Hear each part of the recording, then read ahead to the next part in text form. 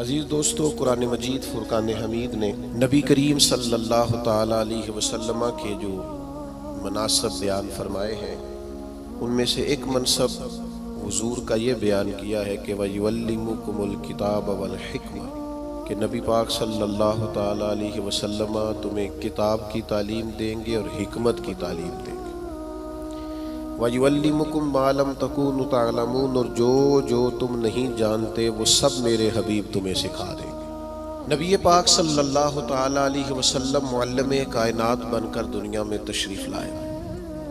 جن جن چیزوں کی انسانیت کو، بنی نوع انسان کو، مسلمان کو حاجت اور ضرورت تھی، وہ ساری چیزیں حضور علیہ السلام نے سکھائیں۔ اگر میں دو لفظوں میں بات کو سمیٹوں تو محبوب نے وہ جینے کا طریقہ سکھایا ہے جس جینے میں بھی بڑا مزہ ہے، اور محبوب پاک علیہ السلام نے وہ جینے کا طریقہ سکھایا ہے جس جینے کے بعد مرنے میں بھی بڑا ہی مزہ ہے۔ حضور علیہ السلام کی جو تعلیمات ہیں وہ زندہ اور جاوید ہیں۔ ایک ایک بات انسان کو ذہنی طور پر توانا اور فکری طور پر جوان کر دیتی ہے۔ نبی رحمت علیہ السلام کے ارشادات اتنے اعلیٰ ہیں جو ہر انسان کو، ہر شخص کو شعور زندگی عطا کرتے ہیں۔ آپ اندازہ فرمائیے، مزدور کیا سمجھتا ہے اپنے آپ کو؟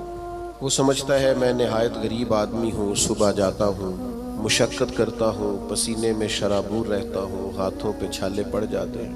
لیکن اگر حضور علیہ السلام کی تعلیمات کو دیکھا جائے تو حضور فرمانے لگے سب سے بہترین کھانا ہی وہ ہے جو تو اپنے دو ہاتھوں کی محنت سے کما کے کھاتا ہے۔ نبی کریم علیہ السلام نے اس کو اتنی عزت دی کہ مزدور کو فخر ہونے لگا کہ میں مزدوری نہیں کر رہا، میں تو بڑا عظیم آدمی ہوں۔ ہر شخص کے بارے میں جو حضور کی تعلیم، آپ یقین کریں ہماری جتنی بھی زندگی میں، ہمارے ذہنوں میں، ہمارے مزاجوں میں، ہماری طبیعتوں میں جتنا بھی اضطراب پیدا ہوتا ہے، جتنی بھی بے چینی پیدا ہوتی ہے، کسی جگہ کسی مقام پر اگر کوئی الجھاؤ پیدا ہوتا ہے تو ان سارے سوالوں کے جواب اللہ کے رسول نے ارشاد فرمائے۔ ہم چونکہ کتاب و سنت کی تعلیمات کے معاملے میں بہت گہرا اترتے ہی نہیں، زیادہ توجہ ہی نہیں کرتے، انہماک کے ساتھ ان چیزوں کو لیتے نہیں، ورنہ ایک ایک پہلو پر حضور نے تعلیمات بیان فرمائی۔ اور پھر اس کے ساتھ ساتھ جو کمال ہے وہ یہ ہے کہ محبوب کریم نے صرف کتاب کی تعلیم نہیں دی، حکمت بھی سکھائی۔ دانائی بڑی نعمت ہے، حکمت بڑی سعادت ہے، اور نبی پاک صلی اللہ تعالی علیہ وسلم حکمت کی تعلیم ارشاد فرمانے والے۔ ہمارے ہاں نہ جلد بازی، بے چینی، بے قراری اور فیمس ہونے کا شوق اور آگے بڑھنے کا شوق اور اپنی زندگی کے اندر طرح طرح کی انسان کی اچھلتی اور مچلتی خواہشات یہ اسے حکمت سے دور کر دیتی ہیں۔ نبی پاک صلی اللہ تعالی علیہ وسلم نے ہمیں جو حکمت عطا کی ہے نا، وہ انسان کو بردبار کر دیتی ہے، اس کی زندگی میں ٹھہراؤ آ جاتا ہے۔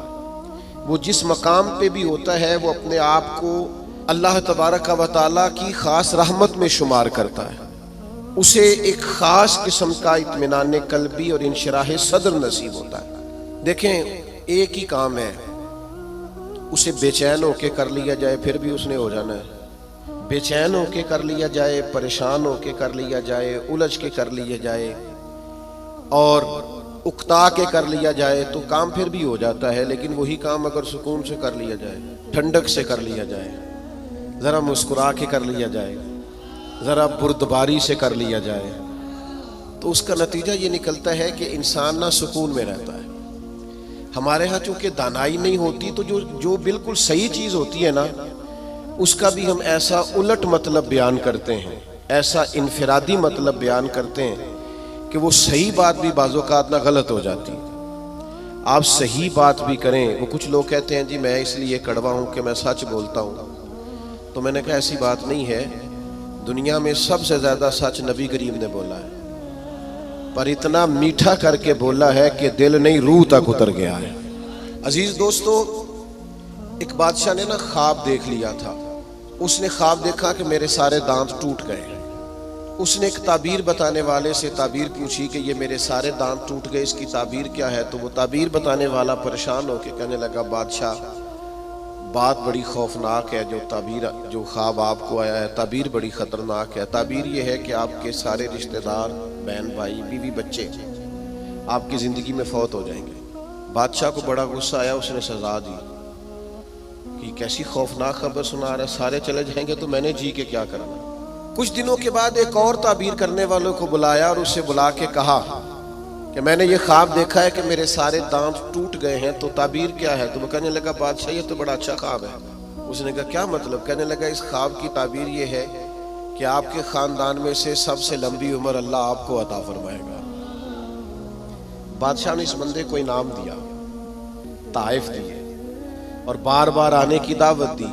میرا خیال ہے تعبیر ایک ہی نہیں بتائی دونوں نے، لیکن بات اگرچہ بے سلیقہ ہو کلیم، پر بات کرنے کو سلیقہ چاہیے۔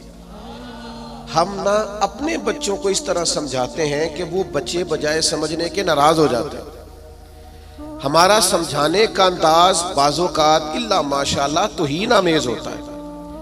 ہمارا بعض اوقات بعض لوگوں سے ملنا، بعض لوگوں کے ساتھ ربط رکھنا، اس میں خوبصورتی نہیں ہوتی۔ دانائی، تدبر، حکمت، معاملہ فہمی، یہ ایک بڑا ضروری کام ہے، ایک بڑا سمجھداری والا کام ہے۔ نبی پاک صلی اللہ تعالیٰ علیہ وسلم نے ہمیں حکمت سکھائی ہے، دانائی سکھائی۔ پتہ ہے مسائل کب ہوتے ہیں؟ جب ہم انہیں ذہن پہ سوار کر لیتے ہیں، اور جب پریشانی کو ذہن پہ سوار نہ کیا جائے پھر پریشانی نہیں رہتی، پھر بندہ آسانی سے اس پریشانی سے گزر جاتا ہے۔ بڑے تدبر کے ساتھ روزمرہ کے معاملات کو ڈیل کریں۔ میرے پاس ایک دوست اپنے بچے کو لے کے آئے کہ حضرت اس کو دم کر دیں، اور ساتھ انہوں نے کہنا شروع کیا باقی تو اس کے بہن بھائی بڑے اچھے تھے، یہ ضدی بھی بہت ہے اور اڑ بھی بڑی جلدی جاتا ہے، اور اس کے مزاج میں تلخی بھی بہت زیادہ ہے، اور اس کی طبیعت کے اندر سختی۔ دو چار باتیں انہوں نے کی تو میں نے کہا کہ آپ تو اس کے والد ہیں، اگر آپ یہ لب و لہجہ اس کے بارے میں بیان کریں گے یہ تو سارے خاندان سے کٹ جائے گا۔ آپ کو تو ایسا کرنا چاہیے تھا کہ اگر آپ اسے سمجھاتے بھی تو اس طرح سمجھاتے کہ اسے پتہ ہی نہ چلتا مجھے کوئی سمجھا رہا ہے۔ آپ اس کو ضدی کہہ رہے ہیں، اس کا تو ذہن بن جائے گا میں تو واقعی ضدی ہوں، طبیعت بن جائے گی، ذہن اس کا الجھ جائے گا۔ حکمت کے ساتھ اپنے مخالف کو بھی کبھی ڈیل کریں نا۔ آپ کی توجہ ہے میری بات پر؟ اپنے مخالف کو بھی کبھی ڈیل کریں نا۔ ہم نا بعض دشمنوں کو اتنی اہمیت دیتے ہیں کہ وہ تگڑے ہو جاتے ہیں۔ کچھ دشمن ایسے ہوتے ہیں جن کے بارے میں قرآن کا حکم یہ ہے کہ وَإِذَا خَاطَبَهُمُ الْجَاهِلُونَ قَالُوا سَلَامًا، جب تمہارا جاہلوں سے آمنا سامنا ہو تو تم نے کہنا ہے بھئی تمہیں سلام ہو۔ ہر آدمی سے الجھیں گے نہیں، ہر ایک سے بحث نہیں کریں گے، ہر ایک کے بارے میں یہ ذہن نہیں بنائیں گے کہ یہ بھی میرا دشمن ہے، یہ بھی میرا مخالف۔ اتنی جلدی اپنے ذہن کے اندر تناؤ نہیں پیدا کریں گے۔ ایک صحابی آئے حضور کی خدمت میں، مشکاۃ شریف میں حدیث موجود ہے۔ عرض کیا یا رسول اللہ صلی اللہ تعالی علیہ وسلم، کفار آپ کا نام بگاڑ کے لینے لگے ہیں، معاذ اللہ ثم معاذ اللہ۔ وہ کہتے ہیں اگر ہم نے محمد مان لیا تو محمد کا معنی تو وہ ہے جس کی تعریف کی جائے بار بار۔ اب وہ نام بگاڑ کے معاذ اللہ آپ کو برا بھلا کہتے ہیں۔ تو وہ صحابی آئے تھے اور انہوں نے بڑی خوفناک طریقے سے بات سنائی، پر پتہ ہے حضور نے کیا فرمایا؟ فرمایا پتہ نہیں وہ کس کو گالیاں دے رہے ہیں، پتہ نہیں وہ کس کا نام بگاڑ رہے ہیں، مجھے تو اللہ نے محمد بنایا ہے۔ اپنے دشمن کو بھی آپ حکمت سے ڈیل کریں گے، آپ دیکھیں گے کہ آپ کو اس کو اتنا توانا نہیں کر دینا کہ وہ بعد میں زیادہ بڑا مسئلہ بن جائے۔ تو دانائی، تدبر، حکمت، معاملہ فہمی، یعنی ایک شخص نے آ کے حضور کی بارگاہ میں عرض کیا میں اس شرط پہ کلمہ پڑھوں گا کہ میں نمازیں 2 پڑھوں گا۔ یہ صرف حضور کا اختیار ہے کہ نبی پاک کسی کو اجازت دے دیں، ورنہ کسی اور کا اختیار نہیں ہے۔ میں فقط 2 نمازیں پڑھوں گا، اگر آپ اجازت دیتے ہیں تو میں کلمہ پڑھتا ہوں۔ اللہ کے حبیب نے فرمایا تو آ جا 2 ہی پڑھ دینا۔ شارحین حدیث نے لکھا ہے اس نے 2 نمازوں کی شرط پہ کلمہ پڑھا تھا، پھر وہ تہجد بھی پڑھا کرتا تھا۔ ہمارے ہاں نا لوگوں کو موقع ہی نہیں دیا جاتا مسجد آنے کا۔ یہ کبھی کبھی کچے نمازی آتے ہیں نا رمضان شریف میں، تو پکے نمازی انہیں گھورتے ہیں، کہتے ہیں تسی آ گئے ہو فصلی بٹیرے، اور بھئی ان بچوں کو آ تو لینے دو، اور دعا کرو یا اللہ مسجد آ گیا ہے، اب مہربانی فرما اس پہ رحمت کر، اسے پکا نمازی بنا۔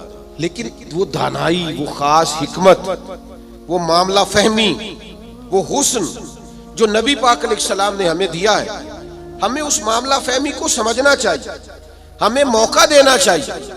دیکھیے جب صلح حدیبیہ ہوئی نا تو بعض شرائط ایسی تھی جو بڑی مشکل تھی صحابہ کے لیے ماننا۔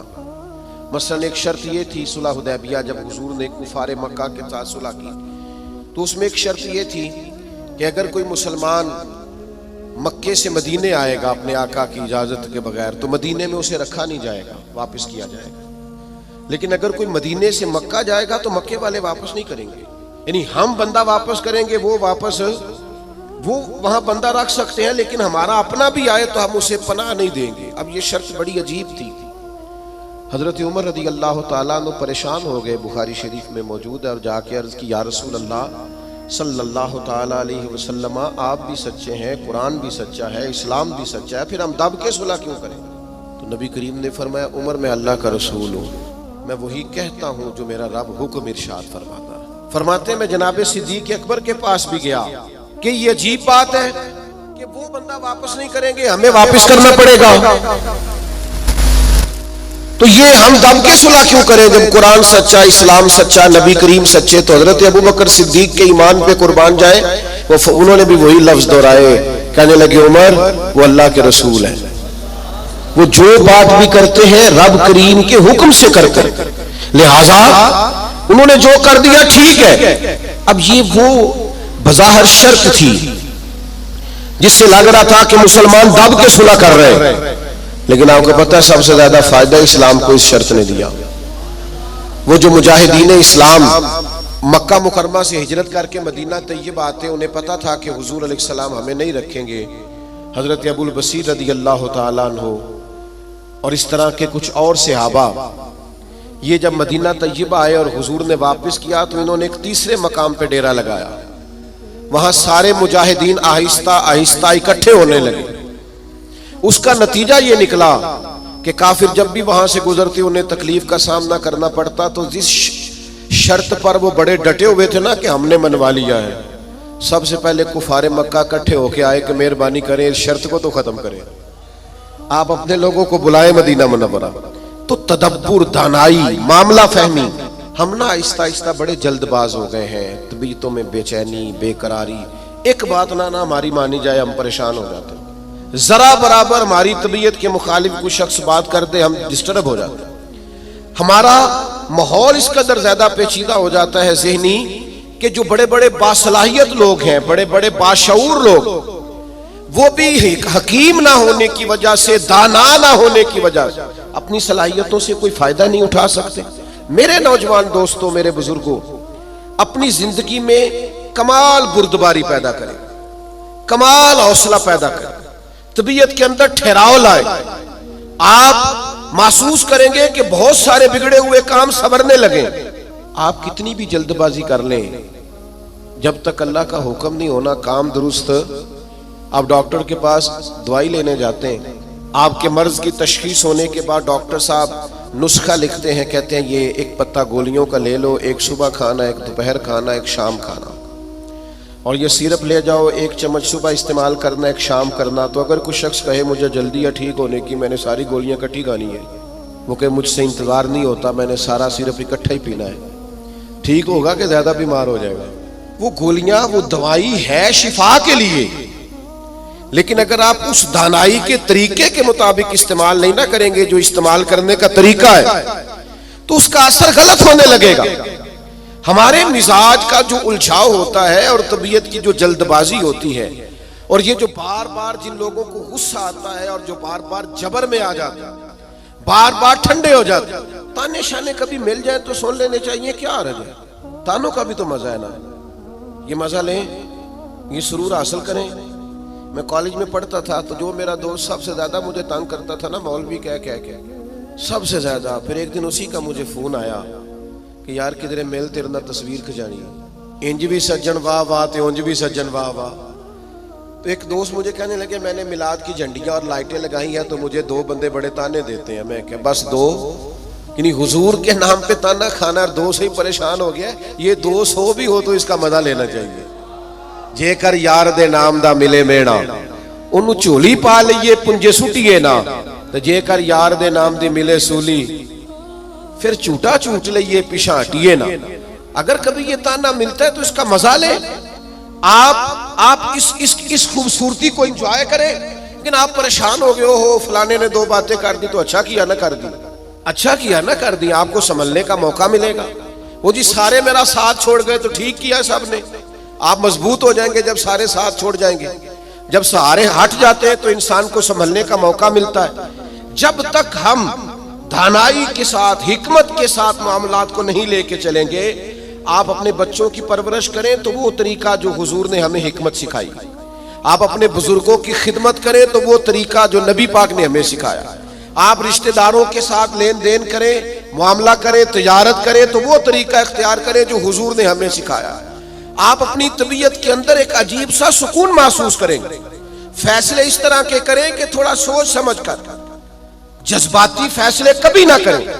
حضور کے اعلان نبوت سے پہلے جب دوبارہ بیت اللہ شریف کی تعمیر کی تھی نا اہل قریش نے, اب چونکہ وہ تھے تو سارے آپس میں, پر ہر قبیلہ ایک دوسرے سے لڑتا بہت تھا, تو ہر بات میں لڑ پڑتے تھے, میں نے آگے جانا ہے, میں نے آگے جانا ہے. تو وہ سارے قبیلے شامل تھے. اب جب بیت اللہ شریف کی نئی تعمیر ہو گئی تو حجر اسود نصب کرنا تھا, اس پہ جھگڑا ہو گیا. ایک قبیلہ کہتا ہے میں نے نصب کرنا ہے, دوسرا کہتا ہے میں نے نصب کرنا ہے, تیسرا کہتا ہے میں نے کرنا ہے. اور کچھ تو ایسے تھے جنہوں نے پیالے میں خون ڈال کے بیچ میں ہاتھ رکھ کے قسمیں بھی اٹھا لی کہ اگر ہم نہیں کریں گے تو کرنے بھی نہیں دیں گے, فساد ہوگا. پھر طے ہوا کہ جو صبح سب سے پہلے حرم کعبہ میں داخل ہوگا اس سے فیصلہ کرائیں گے. کمال کی بات یہ کہ سب سے پہلے حرم کعبہ میں رسول رحمت تشریف لائے. اسیر دشمن کی چاہ میں بھی, مخالفوں کی نگاہ میں بھی, امی ہے, صادق ہے, معتبر ہے, میرا پیمبر عظیم تر ہے. انہوں نے کہا یہ تو صادق اور امین آ گئے. انہوں نے کہا جی یہ ہمارا فیصلہ کر دیں کہ حجر اسود کس قبیلے نے نصب کرنا ہے. تو نبی کریم علیہ السلام نے فرمایا کر دیتے ہیں نا. سرکار نے چادر بچھائی, حجر اسود اس میں رکھا, فرمایا سارے قبیلے ایک ایک کونا پکڑ لو. وہ سب نے ایک ایک کونا پکڑ لیا. جب حجر اسود کے قریب گئے تو محبوب نے وہاں سے اٹھا کے حجر اسود والی جگہ پہ رکھا. اب چاروں طرف دیکھا تو سب کو یوں ہی لگ رہا تھا میں اٹھا کے لایا ہوں, میں اٹھا کے لایا, میں اٹھا. ہم تو اپنے بچوں کے بیچ لڑائی کرا دیتے ہیں یہ کہہ کے کہ اے میرا پتر زیادہ لے کے. ہم تو اپنے گھر کے اندر فساد, ناراض نہ ہوئیے گا مجھ سے, ہم فساد ڈلوا دیتے ہیں. یہ بندہ ٹھیک ہے, او خدا کے بندے سارے بیٹے ہیں, ساری اولاد ہی برابر کی. کسی نے پیسے زیادہ کما لیے, کسی نے کم کما لیے, لیکن اپنا گھر نہ تباہ کریں. آپ دانائی کے ساتھ, حکمت کے ساتھ, تدبر. میں چھٹی کا دن تھا, مدرسے کی سیڑھیاں چڑھ کے اندر داخل ہوا تو بچے آپس میں کھیل رہے تھے اور ہلکی پھلکی شرارتیں بھی کر رہے تھے. مجھے بڑا ضروری کام تھا پر میں انہی پیروں پہ واپس آ گیا. تو مجھے پوچھنے لگے کہ جناب آپ گئے نہیں. میں نے کہا بچے کھیل رہے تھے, اب میری طرف دیکھتے تو ان کا کھیل خراب ہو جاتا. تو بھئی اب وہ بیچارے ہفتہ بھر پڑھتے ہیں تو انہیں کچھ کھیلنا بھی تو ہے نا. تو آپ تھوڑا موقع دیں. ہر معاملے میں ہر جگہ جذباتیت کا شکار ہو جانا, الجھ جانا, غصہ کرنا. حضور علیہ السلام نے اسے پہلوان کہا ہے جو اپنے آپ پہ کنٹرول رکھے. فرمایا وہ پہلوان ہے جسے اپنے غصے پر کنٹرول, اپنے آپ کو سنبھالے سارا کچھ ٹھیک ہو جائے گا. اپنے جذبات کو سنبھالے سارا کچھ ٹھیک ہو جائے گا. یعنی آپ بلا وجہ کسی کے بارے میں کہہ رہے ہیں کہ وہ بڑا ہو گیا ہے, وہ مشہور ہو گیا ہے, وہ آگے نکل گیا ہے, وہ میری بات نہیں سنتا. ایسا نہیں ہے. کچھ تو مجبوریاں رہی ہوں گی, یوں ہی کوئی بے وفا نہیں ہوتا. آپ تھوڑا سا نا موقع دیں, آپ چیزوں کو سمجھیں اور تھوڑا نا اپنے اوپر توجہ دیں کہ میں نے اپنے آپ کو کنٹرول میں رکھنا ہے, میں نے اپنے آپ کو سمجھانا ہے. بڑے بڑے مہنگے مہنگے ہوٹلوں میں لوگ جاتے ہیں اور دوسروں کو جاتا دیکھ کر پریشان بھی ہوتے ہیں. مجھ سے ایک دوست نے پوچھا آپ نے بڑی جگہ دیکھی, مزہ کہاں آیا؟ میں نے کہا وہ جب اماں نہیں ہانڈی پکاتی تھی اور کہتی تھی کہ کھانا لے کے آیا نہیں جاتا, یہ بیٹھنے کے لیے کوئی چیز لے لے اور یہاں میرے قریب ہی آ جا. اور پھر وہ سالن دیتی دفعہ یہ بھی کہتی تھی اکو باری ملنا ہی دوبارہ نہ منگی. وہ جو لطف ہے وہ دنیا کے کسی 5 سٹار ہوٹل میں میسر آتا. آپ جس حال میں ہیں اس میں راضی رہیں, اپنے کلچر سے, اپنی تہذیب سے, اپنے آپ سے پیار کریں. بھئی جس کو اللہ، وہ جی میرا کوئی رشتہ دار نہیں، جس کو اللہ نے تیرا چاچا بنایا تو کیسے انکار کرتا ہے؟ جس کو اللہ نے تیرا ماموں بنایا تو کیسے انکار کرتا ہے؟ جس خاندان کو اللہ نے تیرا خاندان بنایا، رب نے بنایا، یہ تیری مرضی، اللہ نے جہاں جہاں پیدا کیا۔ الجھے نہیں، پریشان نہ ہو، اپنے آپ کو تکلیف میں نہ ڈالیں، بڑی سمجھداری کے ساتھ۔ پتہ ہے آپ کو، لوگ جب لوگوں کو پریشان کرتے ہیں تو پریشان کر دیتے ہیں، چڑھا چڑھا کے پاگل کر دیتے ہیں۔ وہ لکھا ہے شیخ نے کہ ایک تاجر کی دکان بڑی اچھی چلتی تھی، تو باقی تاجروں نے سوچا کہ اسے کسی طریقے سے بیوقوف کر دیا جائے، معاذ اللہ استغفر اللہ، سازش کی۔ وہ صبح صبح جب دکان کھولنے کے لیے آیا تو اس نے سفید امامہ پہنا ہوا تھا اور اس نے نیلے رنگ کا سوٹ پہنا ہوا تھا۔ تو پہلا تاجر ہی اسے دیکھ کے کہنے لگا ماشاءاللہ، سفید لباس پر آپ کا یہ کالے رنگ کا امامہ کتنا پیارا لگ رہا ہے۔ اس نے کہا پاگل ہو گئے ہو، میرا تو یہ سفید رنگ کا ہے۔ تیسرا بھی ملا تو اس نے کہا کالے رنگ کا امامہ کیسے لگ رہا ہے؟ اس نے یہاں سے آگے کر کے دیکھا کہ تو وائٹ ہے۔ پھر اس نے کہا، چوتھے نے کہا، پانچویں نے کہا، تو بندہ ذہنی طور پہ الجھ گیا، اتنا الجھا کہ سارا دن دکانداری نہ ہو سکی، بلکہ بعض نے لکھا کہ اس طرح کے لوگ تو دیوانے ہو جاتے ہیں۔ تب وہ ایک سیانے بندے کے پاس گیا، اس نے کہا کہ جناب میں ذہنی طور پہ پریشان ہوں، گاہکوں سے بھی لڑتا ہوں، آزمائش بڑی ہو گئی ہے، مسئلہ کیا ہے؟ تو انہوں نے کہا اصل میں تو نے مخالفوں کی باتیں توجہ سے سننی شروع کر دی۔ ہاں، مخالفین کی وہ بات توجہ سے سننی چاہیے جو ہماری وہ غلطی بیان کرے، لیکن وہ باتیں جو چڑھانے کے لیے، اس سے صرف نظر کیا جائے، اپنے آپ کو آپ کنٹرول میں رکھیں۔ یہ نبی پاک علیہ السلام کی دی ہوئی ہمارے لیے حکمت ہے۔ میں دوستوں سے کہا کرتا ہوں، میلاد آئے نا تو میلاد میں محب ہو کے میلاد منایا کرو۔ آپ کے ذوق شوق کا بڑا اثر ہونا ہے دوسروں پر۔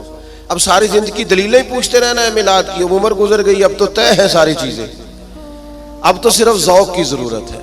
کون کتنے پیار سے کرتا ہے، کتنے شوق سے کرتا ہے، اس شوق کی حاجت تو دانائی حکمت جو نبی کریم نے ہمیں عطا کی، اس حکمت کو سمجھیں۔ بہت زیادہ معاملہ فہمی کے ساتھ چیزوں کو لے کے چلیں۔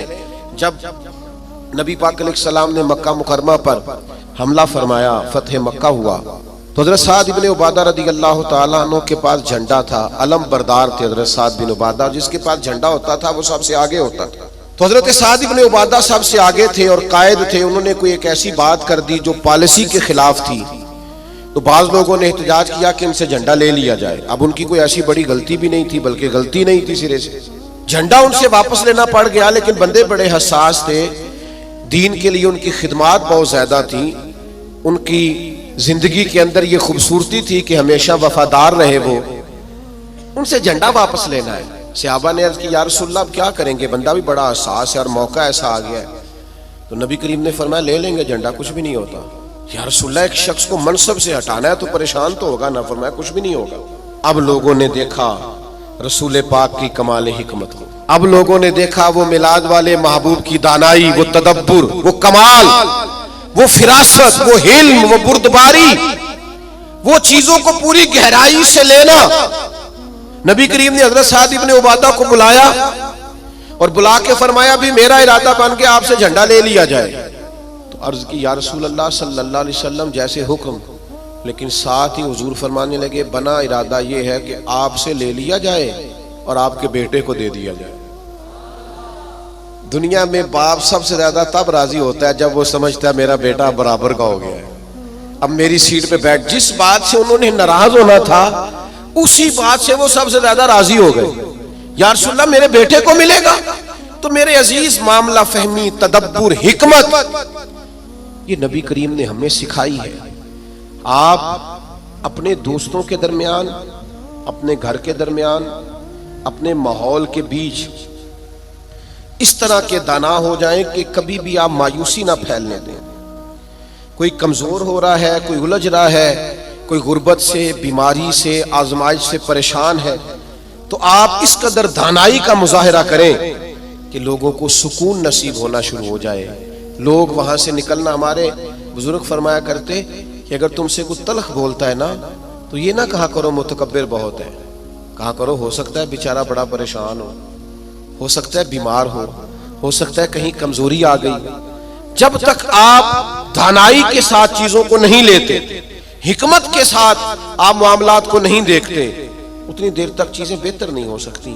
آپ اس دانائی کے ساتھ چلیں گے، تدبر کے ساتھ چلیں گے، حکمت کے ساتھ چلیں گے تو آپ محسوس کریں گے آپ دیکھیے نا کون سا ظلم ہے جو مکہ مکرمہ میں صحابہ کرام پر نہیں ہوا۔ ان کے وجود پر گرم پتھر رکھے گئے، ان کو دروں سے مارا گیا، اور جو غلام تھے ان پر تو سختیاں اور بھی زیادہ تھیں۔ لیکن آپ کو پتہ ہے یہ نبی پاک علیہ السلام کی حکمت کا کمال ہے کہ حضور نے 1 منٹ کے لیے بھی کسی کو مایوس نہیں ہونے دیا۔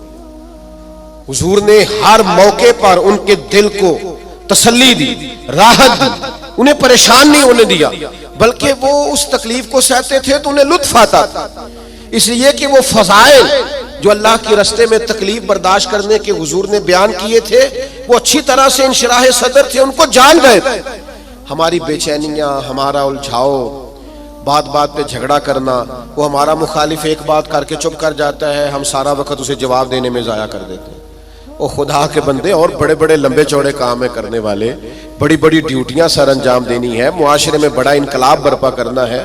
حضرت صدر الشریعہ رحمۃ اللہ علیہ کا قول مجھے ایک جگہ ملا، وہ جب اپنے شاگردوں کو پڑھانے کے لیے بٹھاتے تھے نا مسند تدریس پر، تو فرماتے تھے بیٹا جب تم گھر سے ناراض آؤ تو کلاس میں پڑھانے کے لیے نہ بیٹھنا، پہلے ذرا اپنا موڈ فریش کر لینا، طبیعت کو تازہ کر لینا، پھر طالب علموں کو پڑھانا، یہ نہ ہو غصہ کسی اور کا ہو اور نکل کسی اور پہ جائے۔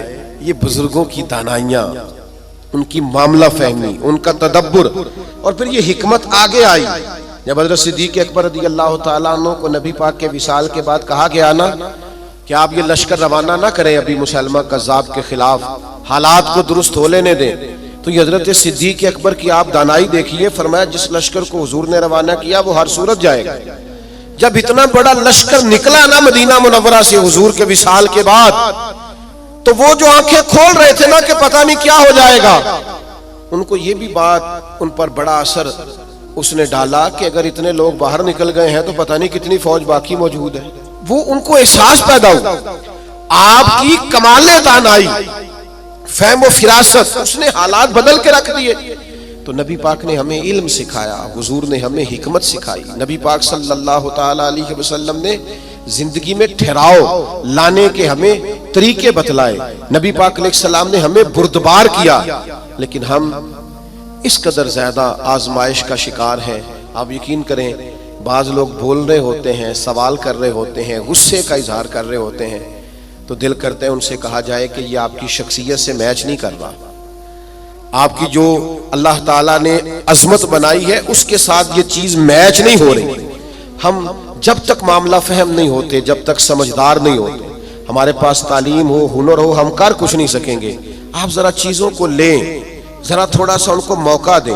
ذرا میں کسی شخص سے آپ کی بحث ہو جائے نا تو اس نے 4 باتیں کی، آپ نے 6 کر دی، پھر وہ 10 کر دے گا، پھر آپ کو 12 کرنی پڑیں گی، آپ جیت سکتے ہیں۔